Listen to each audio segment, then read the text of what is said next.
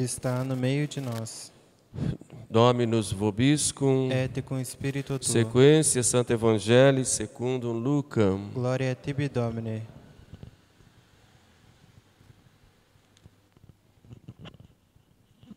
Naquele tempo, tendo Jesus entrado na casa de um dos principais fariseus, num sábado, para comer, eles o observavam. Precisamente então estava ali, à sua frente, um hidrópico, dirigindo-se aos doutores da lei e aos fariseus, perguntou-lhes Jesus: é lícito ou não curar no dia de sábado? Ficaram todos calados. Ele, porém, pegando-lhe pela mão, curou-o e mandou-o embora. Em seguida observou-lhes: quem é que entre vós, se lhe cair um jumento ou um boi no poço, não o tira imediatamente, mesmo que em dia de sábado? E eles nada podiam responder a isto. Depois, visando o modo como os convidados escolhiam os primeiros lugares, disse-lhes ainda esta parábola: quando fores convidado para um jantar de boda, não te recostes no primeiro lugar, porque pode ser que outra pessoa, de mais consideração do que tu, tenha sido convidada pelo dono da casa, e que, vindo este que te convidou a ti e a ele, te diga: cede lugar a este, e tu, corrido de vergonha, passes a ocupar o último lugar. Ao contrário, quando fores convidado, vai tomar o último lugar, para que, quando vier aquele que te convidou, te diga: amigo, vem mais para cima. Então, ver-te-ás honrado na presença dos outros que também estiverem recostados à mesa, porque todo aquele que se exalta será humilhado, e o que se humilha será exaltado. Louvor a vós, ó Cristo. E pelas palavras do Santo Evangelho sejam perdoados os nossos pecados. Amém. Evangelica dicta, deleantur nostra delicta.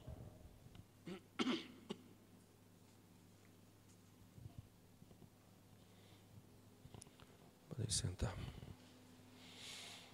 Queridos irmãos, aqui presentes na nossa igreja, aqui de Volta Redonda, da capelania, também queridos irmãos que nos acompanham.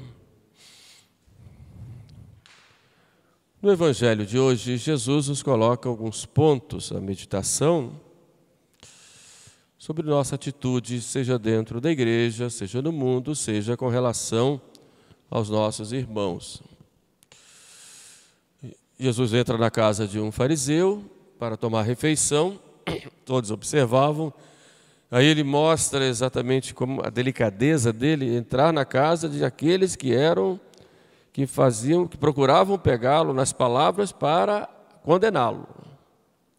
Então Jesus mostra ali a sua delicadeza, o seu amor pelas almas, até por aqueles que eram seus inimigos. E ali vai tomar a refeição. Momento dele ensinar àqueles homens, um momento dele dar o testemunho, um momento de corrigir, e mostra ali o seu amor. Eis que aparece lá um homem que era hidrópico, que é aquela doença chamada barriga d'água, que os judeus consideravam como um castigo de Deus.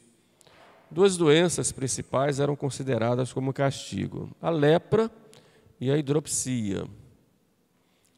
A hidropsia, eles diziam que mostravam todo o desequilíbrio. Alguns falavam que era frutos do pecado da luxúria. Mostrava todo um desequilíbrio. E é um homem considerado pecador que entra lá e se apresenta diante de Jesus. Todos então observavam, não só porque aquele homem era considerado pecador, como era um dia de sábado. E para os judeus o sábado era tido, sobretudo para os fariseus, como sagrado, como para todos os judeus, mas os fariseus iam às últimas consequências e discutiam muito entre si como se guardar o sábado.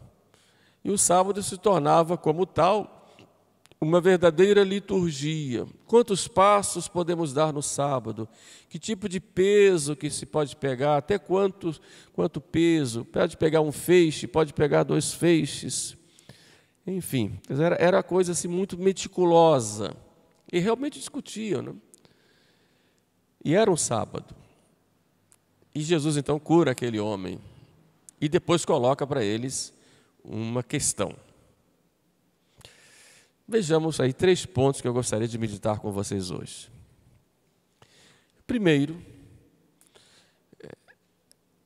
aparentemente há um contraponto, um confronto entre viver o sábado, ou seja, viver uma liturgia, e curar um homem e fazer uma obra de caridade. Era uma oposição aparente.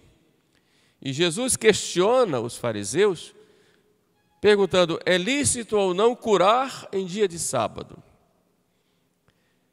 Quer dizer, há uma contraposição entre viver a liturgia e fazer a caridade, por causa da caridade, deixar a liturgia, são 2 coisas opostas. Passar por cima da liturgia pode, não pode por causa da caridade, enfim. É essa questão que Jesus coloca. Então vejamos na nossa realidade como católicos, o que é a liturgia? A liturgia é, no dizer do Papa Pio XII, na encíclica Mediator Dei, é o culto público que o Filho faz ao Pai com a sua igreja. É o Cristo total, cabeça e corpo, que cultua o Pai. E esse culto público, ele é feito por Cristo. Cristo é o liturgista por excelência. Depois, por aqueles ministros ordenados, que fazem parte de Cristo cabeça. Depois, todos os leigos, todos os fiéis, em união com a cabeça. Então, esse culto público, que é feito com palavras, com gestos, com atitudes, esse culto é chamado de liturgia. Só que a liturgia tem um sentido, né? Por exemplo, a missa, ela tem toda uma liturgia, né? O padre começa aos pés do altar, vai subindo. O altar representa o Monte Calvário, então vai aos pés do Monte Calvário, pede perdão, mostra o desejo de subir, vai subindo. Vocês todos não podem subir, porque aqui não cabe nem pode, porque não são ministros ordenados. Mas vêm os acólitos que representam os fiéis. Nós não estamos lá em cima, mas eles estão em nosso lugar. Então subimos ao Monte Calvário e aqui no alto se realiza o sacrifício da cruz, que se torna presente de modo incruento, debaixo das espécies de pão e de vinho. E isso é enriquecido com palavras, com cânticos, com gestos, inclinações, genuflexões, mãos abertas, mãos postas, atitudes, objetos. Tudo isso, todo esse conjunto faz parte dessa liturgia. E quem faz a liturgia, na verdade, é o próprio Cristo com a sua igreja. Mas qual é o fim de toda essa liturgia? A liturgia da missa é o centro, né, de toda a liturgia cristã, toda a liturgia católica. Mas há, por exemplo, a reza do breviário que os padres fazem, que os ministros ordenados fazem, faz parte da liturgia. Liturgia própria dos sacramentos, batismo, da confissão, unção dos enfermos, etc.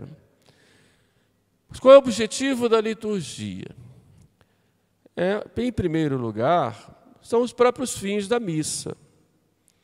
Primeiro, a adoração. Então, a missa, ela tem como fim, primeiro, a adoração. Então, quando vocês vão à igreja no domingo, o que é que você vai fazer na igreja? Vou lá adorar o meu Senhor. Na liturgia com toda a igreja. Qual é o segundo fim da missa? É pedir perdão pelos pecados. Então, vou à igreja para a pagar os meus pecados, a remissão dos meus pecados. O sacrifício tem esse fim propiciatório, ou seja, de reparação, de perdão para os meus pecados. Qual é o terceiro fim da missa? É de agradecer a Deus pelas graças recebidas. Deus é tão bom para mim, me dá tantas graças. E qual é a quarta finalidade da missa? Para pedir todas as graças de que nós necessitamos. Por isso eu vou à igreja, por isso eu vou participar da missa. Toda missa é esse sacrifício de Cristo realizado no altar nessas quatro intenções, ou nesses quatro fins. E Deus assim é adorado, perdoa os pecados, atende às nossas súplicas e manda mais graças para nós, né?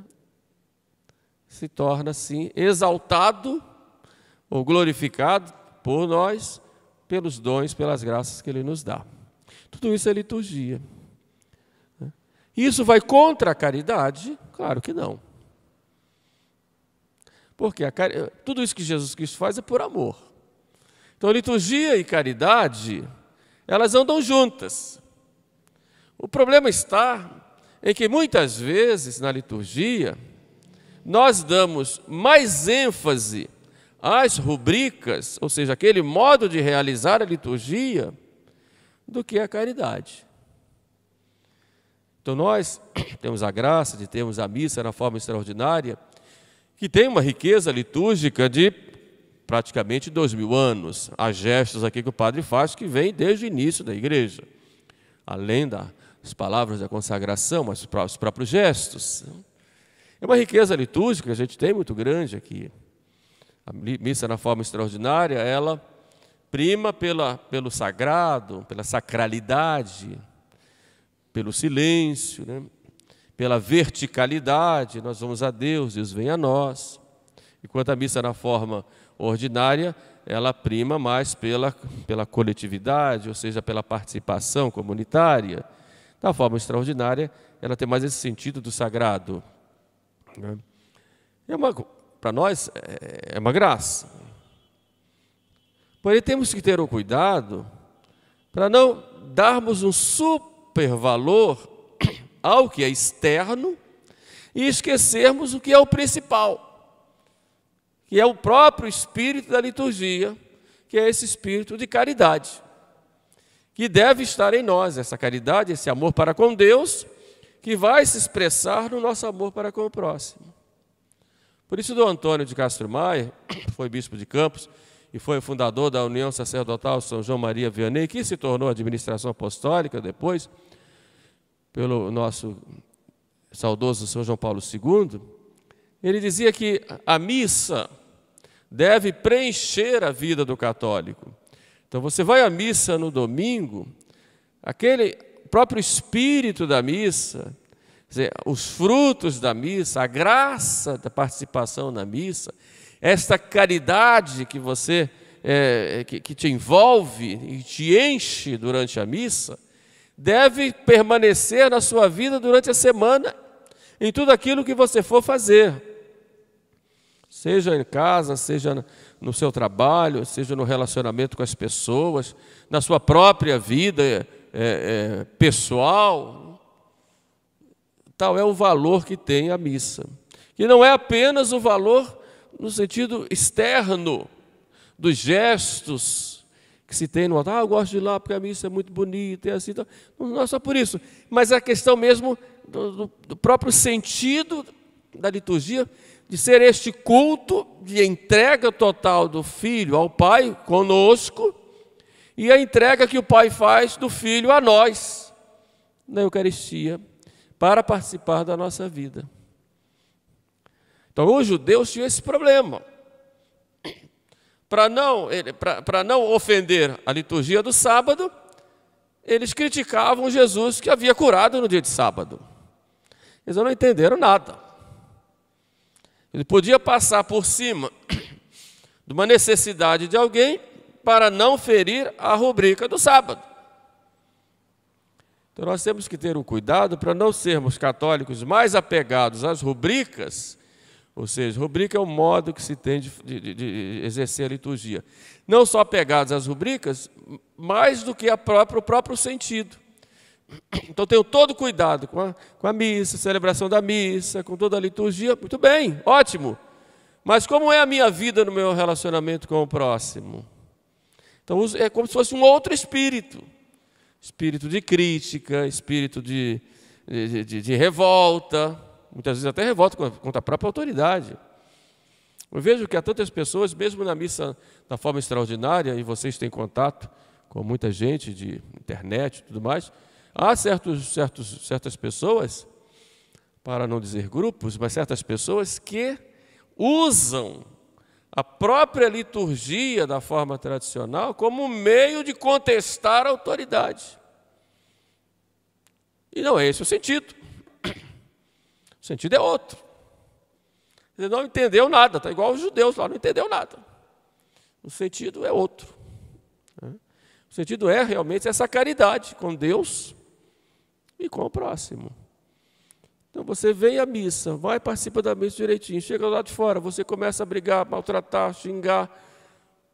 O que é que você recebeu? Você jogou tudo fora quando saiu. Todo aquele tesouro, Deus diz, toma, leva. Você chegou ali na primeira lixeira que tinha, você jogou fora. Quer dizer, participou da liturgia, participou da missa e jogou fora todas as graças que recebeu, todo esse dom que Deus deu, jogou fora. Então é exatamente isso que Cristo critica lá, ou melhor, chama a atenção dos fariseus, quando fala, é permitido ou não curar o dia de sábado? Está tudo aí. Só que Jesus cura aquele homem. E era um sábado. Para eles era o sábado, né? O sagrado. Para nós o sábado é o sagrado? Não, nosso dia sagrado qual é? O domingo. E por que o domingo para nós é o dia sagrado? Por vários motivos. Primeiro, porque Cristo ressuscitou num domingo. Segundo, porque Pentecostes, o início da igreja, foi num dia de domingo. E há um terceiro motivo, que é o maior. O domingo por ser Páscoa, é o domingo da nova criação. Domingo da ressurreição. Foi a ressurreição de Cristo, mas é também a nossa ressurreição espiritual. É o dia da nossa cura, o dia da nossa transformação. Então podemos dizer que Deus criou o mundo em 6 dias, no 7º descansou. É claro que 6 dias aí, de que fala a Bíblia, não significam 6 dias de 24 horas. Santo Agostinho fala 6 espaços de tempo. Bom, não importa quantos dias foram, importa que Deus criou. Pode ser 1 ano, 1000 anos, milhares de anos. Para Deus é eterno. Não importa quanto tempo, importa foi que Deus criou por amor, e no fim criou o homem, a sua imagem e semelhança. E depois de criar o homem, descansou. Não quer dizer que Deus tenha descansado, porque Deus não se cansa, mas mostra o quê? Que depois de criar o homem, agora é o tempo do homem cuidar da obra da criação, do homem viver, ser fecundo, né, e santificar toda essa obra, e submeter toda essa obra ao louvor de Deus. Com o pecado do homem, isso como que ficou parado no tempo. Quando vem Jesus ressuscita, então toda a obra da criação, então agora vai dar o louvor ao Senhor, juntamente com o homem restaurado. Por isso o domingo da ressurreição é chamado o 8º dia.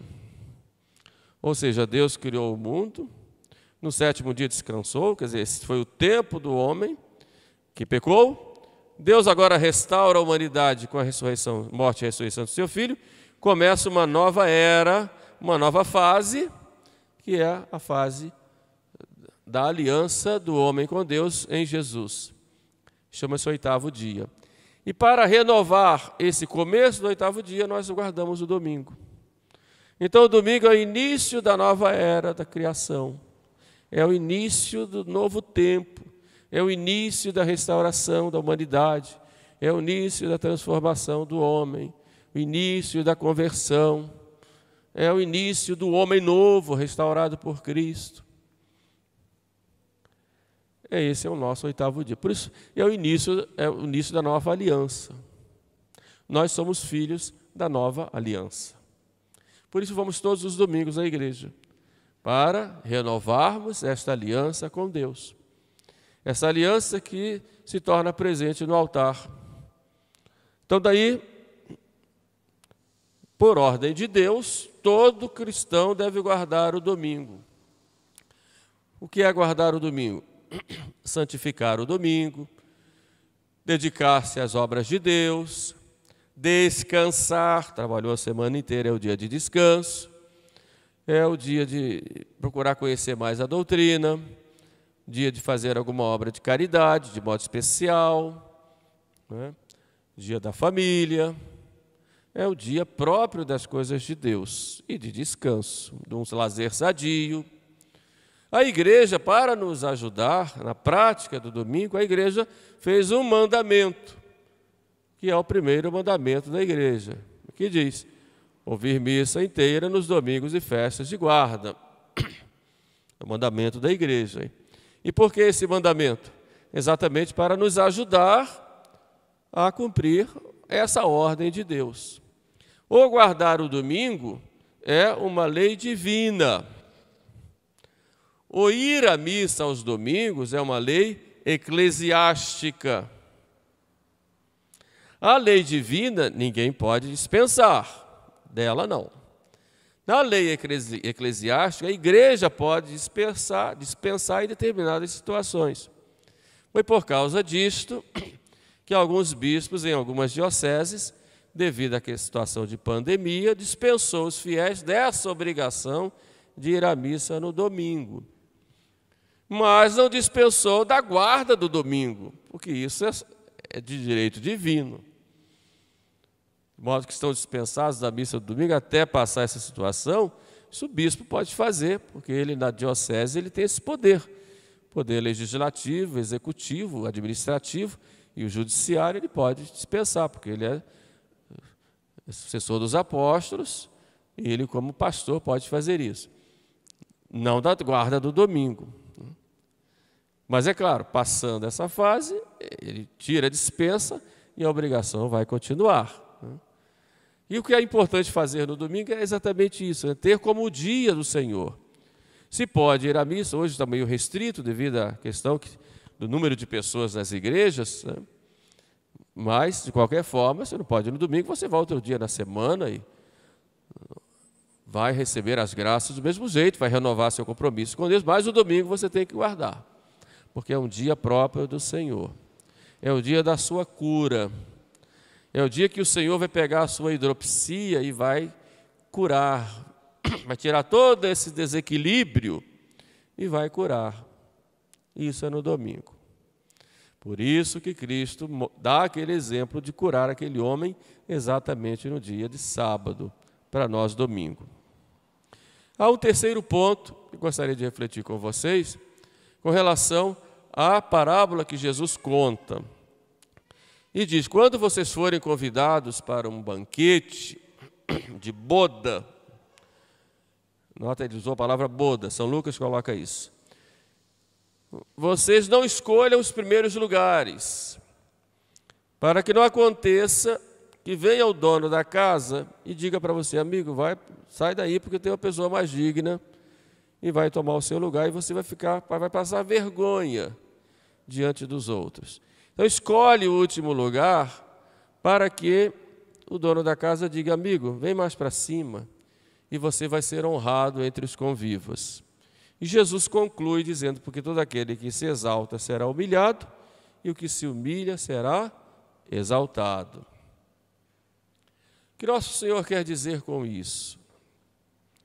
A primeira conclusão é a conclusão da nossa vocação. Quem é o dono da casa? É Deus. Quem são os convidados? Cada um de nós. Convidados a esse banquete de boda, ou seja, o banquete da igreja com seu filho, e cada um de nós no lugar que o Pai determinou. Na igreja é assim. Temos clérigos e leigos. Qual é o meu lugar como clérigo? como membro da hierarquia, como clérigo, ministro ordenado? É cuidar dos fiéis. O Papa, o bispo e o sacerdote em comunhão com o seu bispo. Isso na igreja, e o catecismo de São Pio X deixa claro, nós fazemos parte da igreja docente. Então temos obrigação de cuidar de vocês, ensinando as verdades que Jesus Cristo ensinou, ensinando o modo de viver, administrando os sacramentos e governando, ou seja, guiando a todas as ovelhas no caminho de Deus, como pastores. Esse é o nosso lugar. Não pode haver uma inversão. Os documentos últimos da igreja, sobretudo nos tempos de São João Paulo II, chamam muita atenção em diversos momentos de uma inversão que estava havendo de lugar dentro da igreja. Uma clericalização do leigo, quer dizer, o leigo começando a tomar lugar dos padres, e os padres tomando o lugar dos leigos, quer dizer, uma secularização dos sacerdotes, dos clérigos, uma inversão. Isso não é da vontade de Deus, a própria igreja já disse. Cada um cumprindo a sua missão, na condição para a qual Deus chamou dentro da igreja.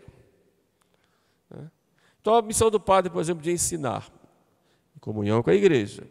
Eu não posso ensinar uma doutrina que seja minha, até porque eu não tenho, mesmo que tivesse. Eu tenho um compromisso com a igreja. Então, eu tenho que ensinar a doutrina da igreja. E todo aquele que for ensinar em nome da igreja, deve ter o mandato da igreja. Eu vejo, por exemplo, hoje muitos mestres ensinando por aí, pelas redes sociais e tal. Eu me pergunto, ensinando doutrina e falando da igreja, tem o mandato da igreja? Ou estão falando opiniões pessoais? Eu coloco essa questão. Em nome de quem estão falando? Porque nós, sacerdotes, temos um compromisso com a igreja. E esse compromisso é um compromisso com o magistério. Por isso, na igreja há e deve haver uma vigilância para que nós não ensinemos coisas erradas. Ensinemos tudo dentro do que está no catecismo, que ali tem o resumo de tudo. Não é?